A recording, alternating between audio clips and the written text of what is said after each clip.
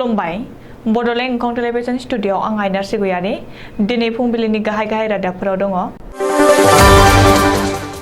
बाक्सा जिल्लानि सिमलायाव बिपिएफ दोलोनि खौरां मेल। गसाइगावआव साबकाटा पुलिसनि सिग्रोमनायाव मागु मोसौ जब्द खालामजादों। तामुलपुराव मैदेरनि उदखार लबन बरगयारिनि न' बां सिलिंखार खालामदों। बाक्सायाव हाग्रानि मैदेर पालोआ बनजित सरगयारिनि गलाखौ सिलिंखार खालामदों। दानिया फैदो आबुं रादाबाव।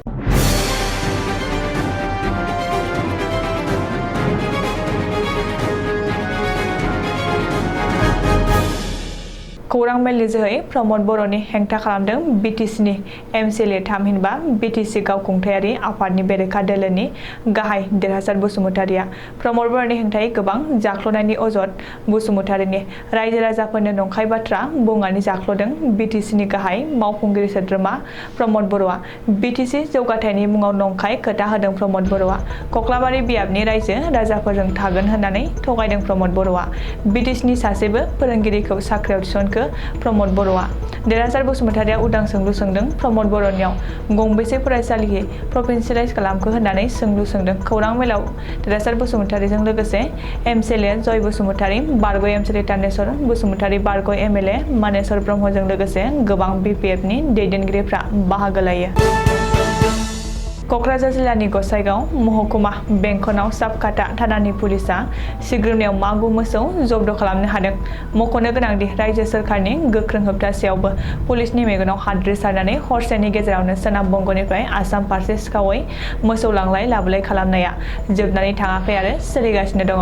पुलिसनि संगालि सुलुंजों साबकाटा थानानि बिबानगिरि शिब प्रसाद कलिताया सिखाव लामाजों लाबोखोमानाय मोसौखौ लामायाव हमनानै सोनाब बंग सीमा ओनसोल कक्सागुरि गामिनि किलानि टापु हाग्रा ओनसोलनिफ्राय गासै मागु मोसौखौ हमनो हादों होननानै पुलिसनि सुलुङाव फोरमायदों।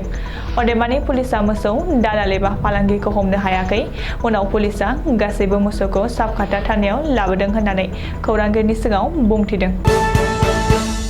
हाग्रानि मैदेरफ्रा हाग्रा ओनसोलाव आदारनि आंखाल जानायनि थाखाय गामि ओनसोलफोराव ओंखारबोनानै मानसि थाग्रा न' बांफोर बारि बागानफोरखौ सिलिंखार खालामफैबाय थानाया आथिखालाव अखा नायब्लानो जाबाय थाग्रा जाथाय।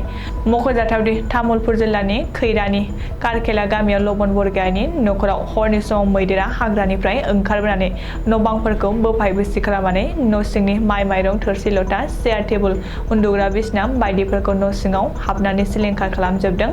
दायो खहा खालामजानाय लबन बरगयारिनि न'खरा बिटिआर सरकार आरो हाग्रा बिफाननिफ्राय अनसुंथाइ मोननो खावलायदों। मैदेर पालोआ हाग्रानिफ्राय ओंखारबोनानै मानसि थाग्रा जायगाफोराव हाबफैना मानसि बुथारनाय न' बां सिफायनाय सिलिंखार खालामनाय बारि बागान आबाद फोथार बायदिफोरखौ सिलिंखार खालामफैबाय थानाया अखा नायब्लानो जाबाय थानाय जाथाय बायदिसो जानायसै। मख'जाथावदि बाक्सा जिल्लानि बाथाबारि हाग्रा मावखुलिनि सिङाव थानाय उत्तरकुसि गामिनि बनजित सरगयारिनि गलाखौ हाग्रानि मैदेर पालोआ सनिबारखालि हरनि समाव हाग्रानिफ्राय ओंखारबोनानै बोफाय बोसि खालामनानै दखाननि गासै मुवा बेसादफोरखौ जाजोबना थेर बेथेर सिलिंखार खालामजोबदों। दिनै फुंबिलिनि रादाबा एसेनोसै। गोजोन्थों।